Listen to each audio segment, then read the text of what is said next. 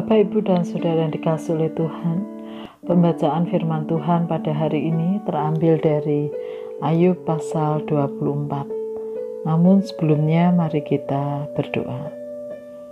Tuhan, terima kasih untuk hari yang baru, dan sebentar kami akan membaca dan merenungkan firman-Mu. Kiranya Tuhan menolong kami. Demi Kristus kami berdoa. Amin.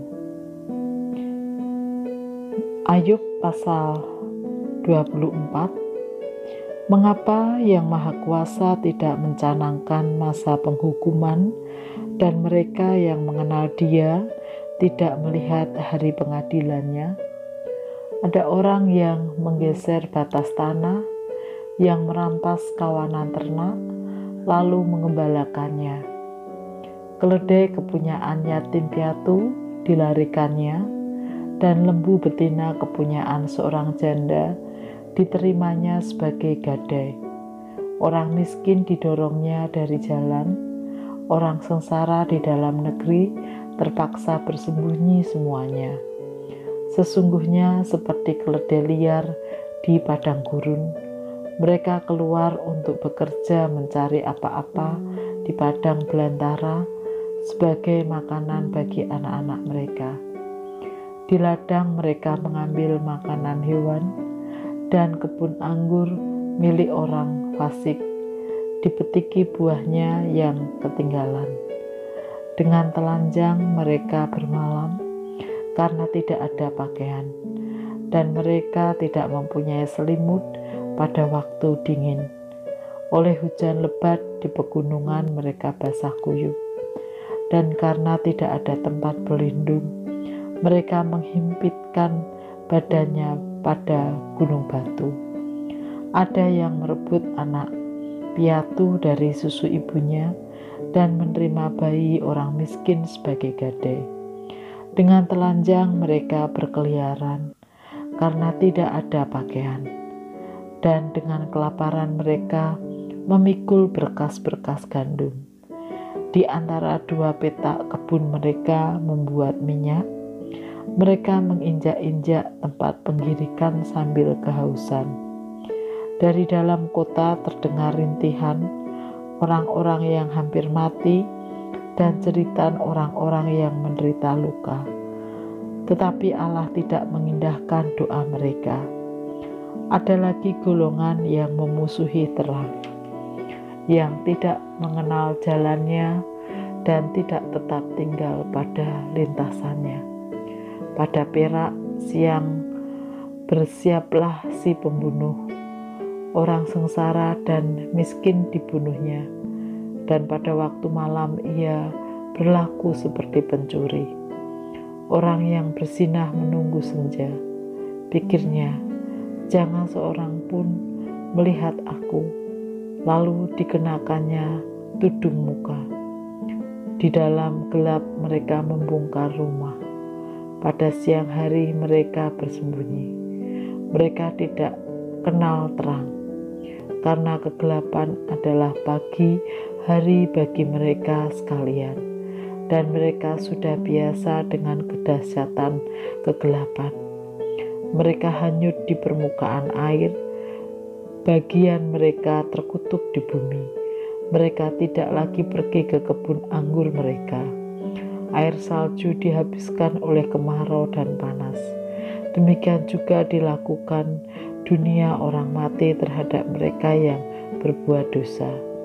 Rahim ibu melupakan dia, beranga mengurumutnya, ia tidak diingat lagi.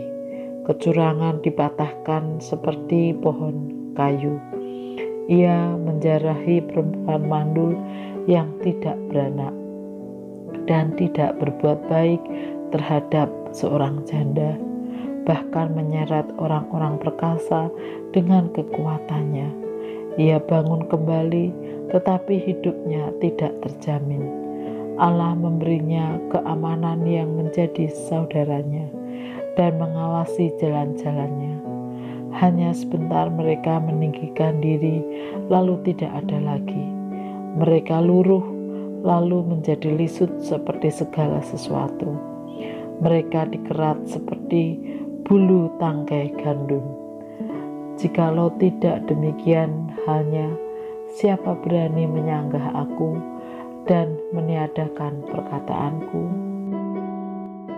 Bapak, Ibu, dan Saudara yang dikasihi oleh Tuhan, terkadang hati kita sedih ketika melihat orang-orang miskin atau menderita semakin miskin dan semakin menderita. Demikian juga tentu kita prihatin ketika menyaksikan orang-orang yang berlaku tidak adil atau kasar terhadap mereka yang lemah, dan mereka terus melakukannya tanpa ada rasa belas kasihan.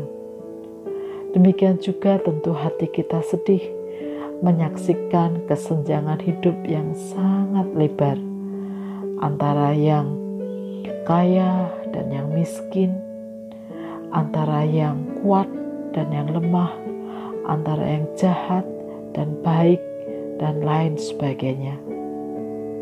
Memperhatikan semua itu, tak jarang orang berpikir, mengapa Tuhan seakan-akan diam saja melihat hal itu? Atau seakan-akan Tuhan tidak melakukan apa-apa? Demikianlah gambaran dari pasal 24 ini. Namun demikian, pasal ini mengingatkan kita di tengah situasi yang demikian yang terjadi di sekitar kita dan di dunia ini, apakah kita terus berani mengimani bahwa Tuhan yang kita sembah terus bekerja dan menegakkan keadilannya dalam segala peristiwa yang terjadi di dunia ini, dan terus berani untuk menyediakan diri dipakai oleh Allah, menjadi perpanjangan tangan Allah untuk menjadi berkat dan membawa keadilan bagi sesama.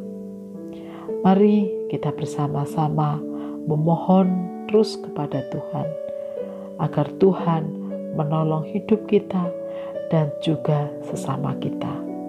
Mari kita berdoa.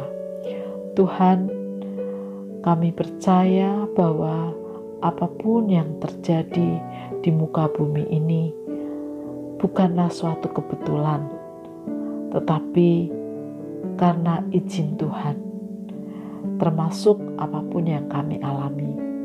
Oleh karena itu kami percaya bahwa Tuhan terus bekerja dalam hidup kami, dalam segala musim hidup kami. Dan ajarkan kepada kami untuk terus mempercayakan hidup kami kepadamu. Dan ajarkan kepada kami terus untuk membuka hati dipakai oleh Tuhan menjadi saluran berkat bagi sesama.